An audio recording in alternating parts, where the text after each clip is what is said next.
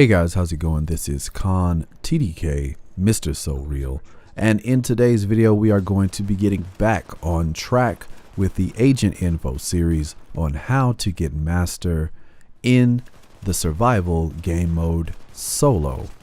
Now, it's been a while since we have done this series. We took a bit of a break. As I'm sure a lot of you know, there were some complications with the page and we were kind of stuck in limbo for a little while. And then once we got back on track, there were a lot of things that I had to kind of get back going. And with a lot of the comments that I had, it seemed like a lot of people were pretty much done with survival, and didn't seem like a lot of people needed any more info on this because they were soloing it pretty easily.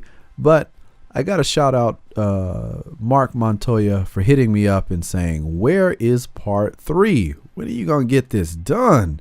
All right, so Mark, I'm very sorry that I kind of left you high and dry. I apologize. I deeply do apologize. I hope you can accept that apology. So we are going to get back into this and get back into giving you guys more of this info so that you can do it if you have had trouble, or if you have not attempted it yet but would like a bit of a heads up. Then this series will get you in the right position, and maybe with a couple of tries you might be able to do it on your first try, but definitely it is attainable, and we will make sure that that happens. So again, as a bit of a disclaimer, for this video series we will be talking about the PvE version of the mode, as it may be less frustrating for solo players. Survival actually plays very differently between PvE and PvP, so for the sake of making it as easy as possible, we'll be sticking with PvE. I made this disclaimer in part 2, but just to reiterate, I'll be doing this for every video. We're going to do this for part 3 as well. Just remember, this is for PvE and not PvP. They play very, very differently, so we're sticking with PvE. Okay, now with all of that out of the way and all of that being said, back in part 2 we focused on skills and how not to be greedy, and how being greedy would could possibly put you in a really bad position to get killed. So this video is going to be all about running away like a little bitch.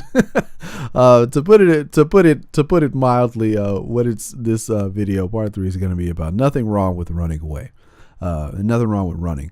So the next point that I really want to talk about is going to be from a combat perspective, and you can call this tactical retreating, you can call it running like a little biatch, you can call it whatever you want, but being that this is survival, we do want to stay alive. So sometimes you may have to reposition yourself, and sometimes you may just have to kind of get out of dodge. So let's get started on part 3 of this Agent Info series on how to get master in the Division's survival game mode solo. And I'm telling you, ain't nothing wrong with running away.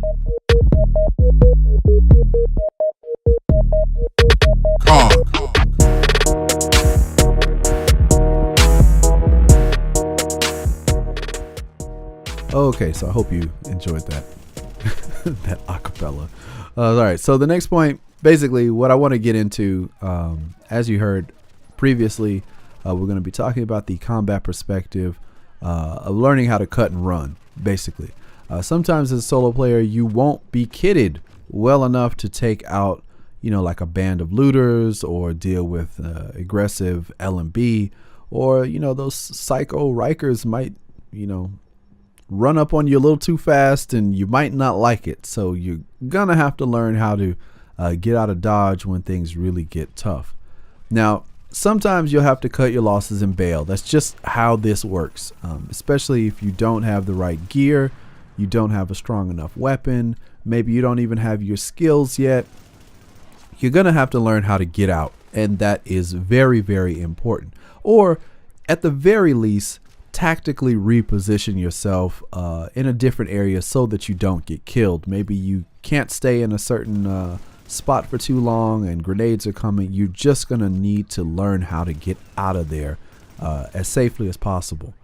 Now, with the snowstorm and the lighting for this game mode being what it is, you may not even see the guy who's shooting at you, or you may not expect the flank. I've had a couple times where, and this wasn't in solo, this was thankfully with the homie Maul Paul, shout out to Paul, where I was trying to cover him, and a group of enemies actually had my flank, and then they dropped me like a bad habit. So I couldn't see them, and that was just how it was, and I ended up dying, and we ended up wiping actually because he died too, because we were just overwhelmed. And it was one of those situations early on, before I actually knew the mechanics of survival, where we bit off more than we could chew. And that will happen for some newer players who are new to survival. So just make sure that you know, until you understand what's going on, baby step it, and be very, very careful, because the mode is quite unforgiving. Now, with the AI being as unforgiving as they are, I think it's actually one of the cooler things about survival. In my opinion, the coolest part about survival is the AI and how they will push you if they don't feel threatened. And this is something that happens quite a lot. If you run away and you don't really take any shots to push them back, they won't take cover. But if you shoot at them, they will take cover, and it could give you a chance to get out of dodge. So kind of keep that in mind. If you are feeling really pressured or you're feeling outnumbered, take some shots at them from cover. Hopefully you can suppress one or two and then just get out. That's a really good strategy to use when you are feeling overwhelmed. But this smart AI really does encourage smart play, and in my opinion, it's very nicely designed. I do like that the AI has gotten a very massive bump, excuse the pun, when it comes to how they interact with the player. Now, don't feel like, you know, you're a bitch just because you don't stick it out. The name of the game is survival, so let's focus on trying to do that. Now, when we made our checklist of things that we needed to do and things that we needed to have, you should kind of know where you are at this point within the series. So if you are actively fighting, you have your skills and you have your mask to go in, then you should be trying to get into the DZ. In the last video, we talked about not being greedy, but on occasion, as a solo player, you may need to YOLO it and grab some things that you see out in the open just to get you closer to your goal. And, you know, once you get there and get into the DZ, Division Tech is going to be your #1 goal. Hopefully you'll have the meds to keep you alive as long as possible. But once you get into the DZ, the #1 thing you're going to want to do is get as much Division Tech as possible. Now, once you have a pretty nice stash of Division Tech, hopefully you can get somewhere over 3 right in the beginning if you can, before you really start crafting. Your mission at that point is to try and craft some high-end guns. You can craft whatever is best for you and your play style, but as most of you know, I love sniping, and that's what I go for 10 times out of 10. My first gun is the M44, and if I can, I usually craft an ACR because that's what's comfortable for me. The M44 hits hard, and the ACR is stable, and it has a really nice recoil pattern that is good for me, that I can control. If you like the G36 because it has a higher bit of base damage, then that's a good gun too, and you know, you can go for that. And pretty much once you have your guns and your meds sorted out, then the true test of becoming the master begins. All of this stuff that led up to with episode 1, episode 2, and now episode 3 was basically the preparation for getting you to where you needed to be to really get going on becoming the master and getting as much points as possible. Now in part 4, we're going to talk about what it is exactly that you need to do once you have your guns, once you have your med kits, once you're in the dark zone, you've got your Division Tech, you've got all of that stuff, you're kitted out, you're ready to go. and you might even have the medicine that you need to extract, but we aren't going to extract right away because we need those points if we want to hit master. Part 4, we're going to talk about that.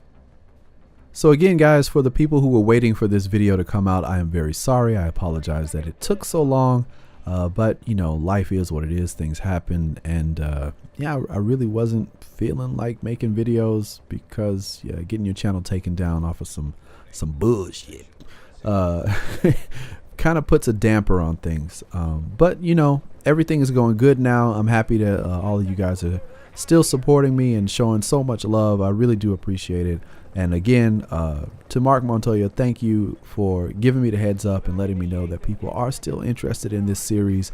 And it does mean a lot to know that even though I make something a month or two ago, it's still something that's relevant to people who would like to see it. And I'm trying to do my best for you guys, so thank you again for that. And yeah, be on the lookout for part 4. That is going to be coming very, very soon. Hopefully I can have both of these videos out this week. I don't want to waste any more time on it. I know that you guys want it, so why don't I give it to you as best I can and as quickly as possible. So with all of that being said, thanks again. Look out for number 4. I am Khan, TDK, Mr. So Real. I'm out. Peace.